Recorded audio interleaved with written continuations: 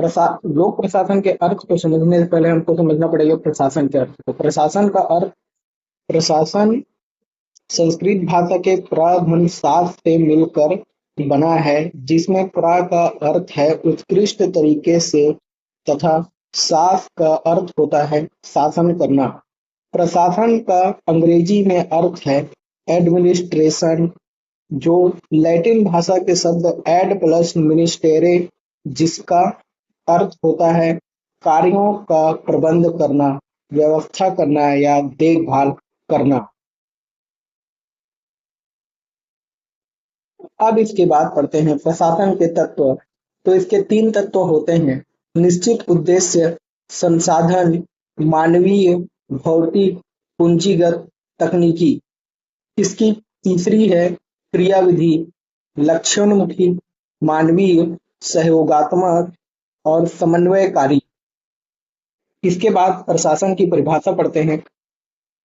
प्रशासन के तत्वों के आधार पर इसे निम्न रूप से परिभाषित किया जा सकता है: वांछित उद्देश्यों की प्राप्ति के लिए मानवीय, भौतिक, पूंजीगत तथा तकनीकी संसाधनों के माध्यम से किया जाने वाला लक्ष्योन्मुखी सहयोग तथा समन्वयकारी क्रिया को ही प्रशासन कहा जाता है। प्रशासन की विशेषताएं। प्रशासन एक क्रियाविधि है।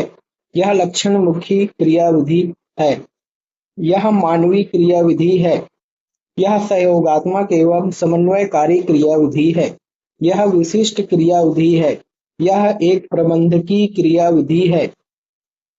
इसके बाद हम आते हैं लोक प्रशासन का अंग्रेजी शब्द पब्लिक। प्रशासन का अंग्रेजी शब्द पब्लिक एडमिनिस्ट्रेशन का पहला शब्द पब्लिक को लैटिन भाषा के पब्लिस शब्द से लिया गया है, जिसका अर्थ होता है जनता का या राज्य का।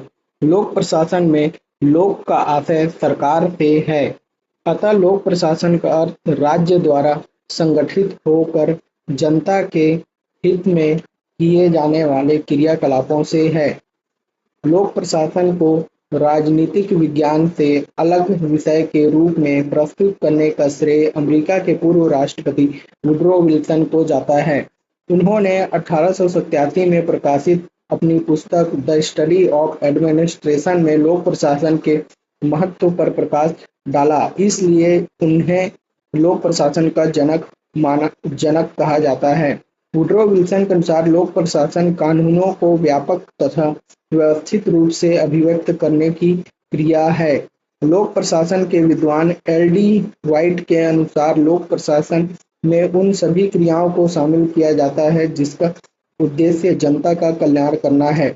लोक प्रशासन के विद्वान लूथर गुलिक ने इसे प्रशासकीय विज्ञान कहा है।